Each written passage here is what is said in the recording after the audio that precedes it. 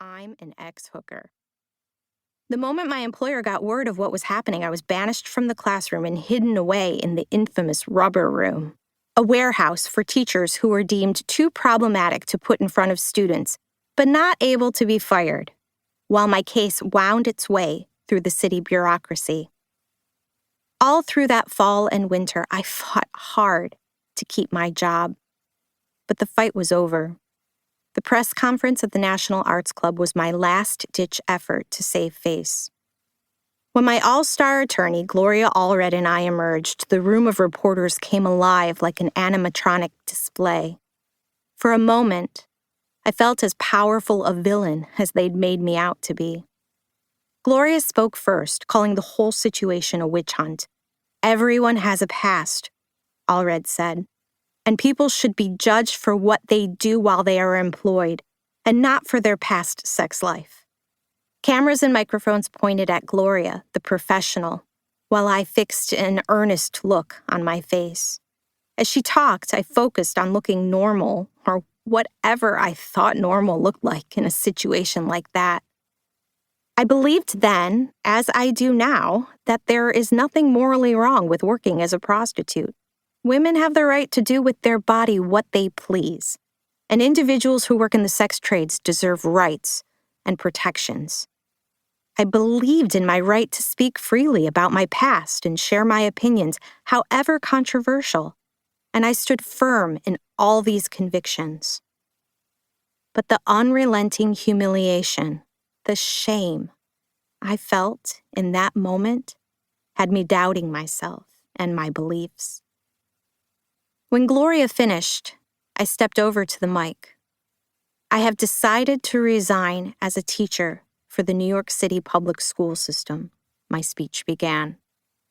It was my belief, as well as that of my attorney, that the First Amendment protected my right to publish my experiences and opinions, however controversial, and that I did not waive my rights by becoming a government employee. The Department of Education, however, disagreed. My speech went on. Regardless of the outcome of a trial, which I have every reason to believe I would have won, I do not believe I would have ever been welcomed back to the classroom by the Department of Education, and I have no interest in putting myself in places where I am not welcome. I looked up to see if anyone could tell that I was lying. The truth was that a team of pro bono lawyers had made it clear that had I brought the case to trial, I almost certainly would have lost. Before this, on day one and within the first 15 minutes of a hearing between myself and the DOE, the arbitrator told me that I was going to be fired for misconduct, which meant I wouldn't qualify for unemployment. What would I do then, he had asked, lacking the decency to conceal his smirk. I had no savings, no family, no means to support myself. 5 months after the scandal first broke, I had no job on the horizon. I was unemployed and unemployable. I was choosing to surrender my rights and resign rather than see my case to trial in exchange for the promise that the DOE wouldn't contest my claim for unemployment insurance. Without it, I didn't know what I'd have to do to survive, and I was terrified. With those words, I quit my job in front of the entire New York City press corps. My mortification was complete. Shame is a pernicious emotion that defies definition. It's the painful distress that comes from knowing you've not lived up to an expectation, however unrealistic or impossible that expectation might be.